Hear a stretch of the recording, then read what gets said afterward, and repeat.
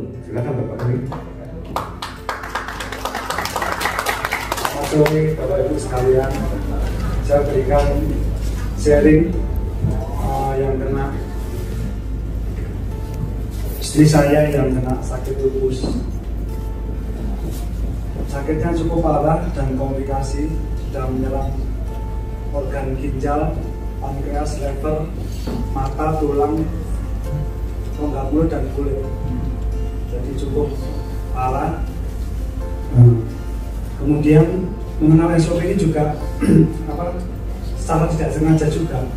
Jadi terakhir itu 8 Juni tahun ini istri saya masuk rumah sakit Bedah Manyar karena kencingnya sudah ada darah, campur darah itu. Kemudian tanggal 10 Juni dia dibesuk saudara saya yang kebetulan dokter.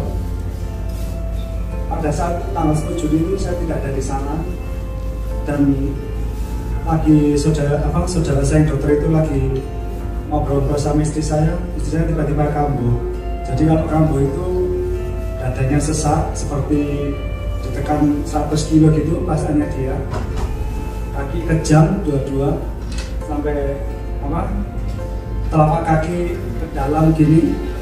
Terus ketiga kram dari perut depan sampai belakang. Rongga mulut kering seperti tidak minum sebulan. Nah besoknya saya ditelepon sama saudara saya itu ditanya, istri saya sakit apa kok parah gitu. Saya jawab lupus, karena selama ini memang istri saya sakit itu seperti dia malu mungkin ya, depresi dengan penyakitnya yang parah itu. Jadi nggak pernah bilang ke orang-orang kalau dia sakit lupus itu. Kemudian saudara saya yang dokter itu bilang ke saya kalau dia punya obat hebat dari Jepang katanya. Saya dikasih obat itu, suruh ambil ke rumahnya dia. Tanggal 12 Juni istri saya keluar dari rumah sakit. Tanggal 15 Juni saya baru mengambil SOP itu tadi. SOP, saya tanya bagaimana cara minumnya. Dia cuma jawab ada di boxnya, bisa dibaca sendiri. Dia sendiri juga kurang paham saudara saya, karena dia beli dari pasiennya. Kemudian saya bawa pulang rumah, saya kasihkan istri saya, kan di boxnya itu ada tulisan salmon. Istri saya bilang gini, ini kamu mengandung salmon. Sedangkan dokter lupusnya dia, Prof. Yono itu bilang ke istri saya kalau sakit lupus, ibu harus stop seafood, segala seafood harus stop. Kedua, tentunya kan serbuk. Istri saya itu kebetulan ginjalnya cuma satu. Sejak lahir memang ada satu aja. Jadi yang nggak dianggap ditaruh aja, karena takutnya dia mengendap dengan serbuk itu tadi. 2 hari kemudian saya ditelepon lagi sama yang ngasih itu, dokter itu, saudara saya. Gimana, udah diminum sama istrimu? Saya bilang, karena saya dikasih gratis, saya kan suka ngomong nggak mau minum gitu. Jadi saya bilang gini aja, oh iya nanti saya tanyakan, nanti saya akan kabari. Sampai di rumah, saya bilang ke istri saya,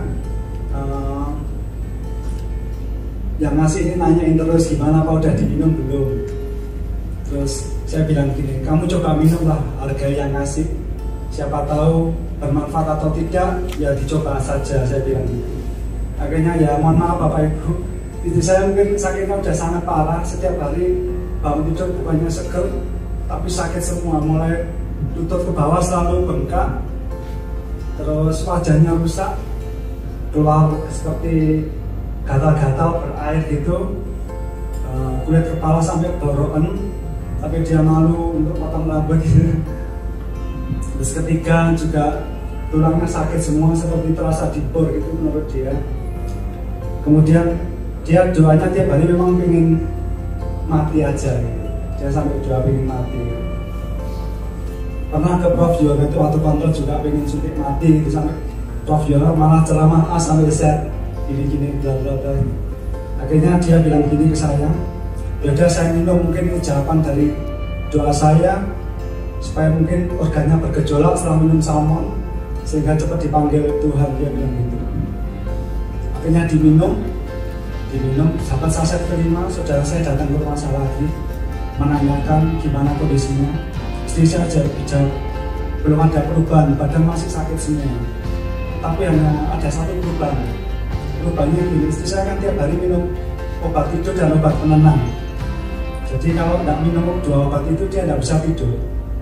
Kalau kehabisan obatnya itu kan tidak dijual bebas. Jadi menunggu kontrol dokter kemudian itu kan biasa lama. Jadi kalau kehabisan itu dia tidak bisa tidur 48 jam pernah tidak tidur sama sekali. Kemudian dengan minum SOP 5 saset itu dia tidurnya bisa maju, jam 1 bisa tidur sudah. Dan tidurnya berkualitas sampai pagi. Jadi biasanya anak saya kalau buka pintu kamar dijegrek itu dia bangun. Dengan minum SOP 5 saset itu dia sudah bisa tidur pulas sampai pagi. Itu perubahannya. Terus pesannya dokter itu, saudara saya itu pesan kalau ya udah lanjutkan aja, ini bagus kok, minum teratur jangan bolong-bolong. Ya terus saya waktu diminum terus saset 18 pagi-pagi dia bangun tidur tuh masa-masa kok sakit tulangnya itu kok tidak ada, kok hilang, seperti ada yang ngangkat sakitnya gitu. Terus kedua, dia mulai bisa menatap sinar matahari dari dalam rumah. Jadi biasanya kalau dia bangun pagi itu rumah ditutup semua, gorden tutup kayak gelap gitu, dia kayak Dracula gitu. Dia tidak suka sinar. Hari itu dia mampu melihat sinar dari dalam rumah. Dan kebetulan hari itu waktunya kontrol tes darah di rumah sakit beliau di Ponorogo. Nah waktu itu biasanya kebiasaan saya memang saya parkir di RKZ, nanti saya daftarkan dia ke William Booth. Begitu nomornya mau dipanggil, saya jemput dia di RKZ. Kita nyebrang jalan kaki dari RKZ ke William Booth, kan berhadapan ya, seberang-seberang itu. Biasanya sesampai di William Booth itu dia konslet. Kalau konslet ya seperti tadi, jadi napas sesak, kejang-kejang, kram semua itu. Belum ke dokter penyakit dalamnya, tetapi masuk IGD dulu.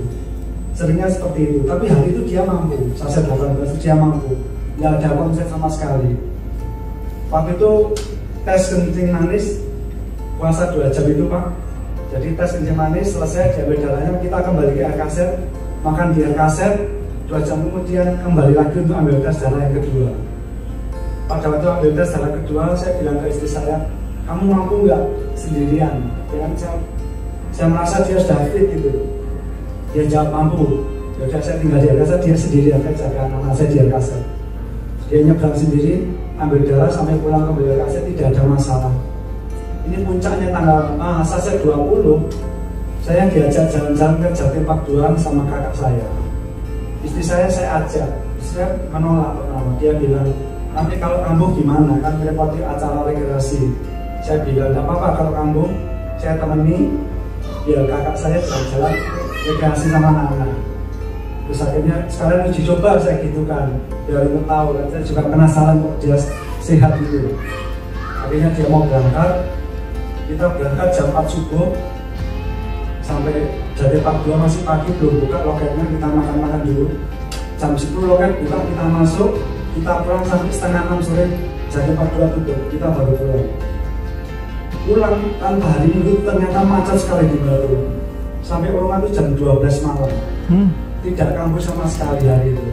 Padahal Jatim Park 2 itu tidak semuanya indoor ya. Permainan anak kan outdoor, kena sinar matahari, tapi ya juga tetap payungan, karena lurus tidak boleh kena matahari.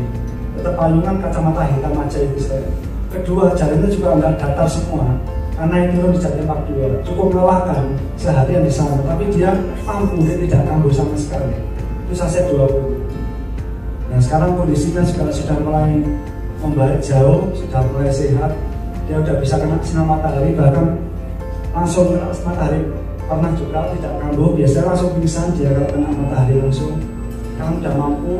Dan kedua juga tes darahnya untuk kencing manis sudah turun sangat jauh, dan semula 485.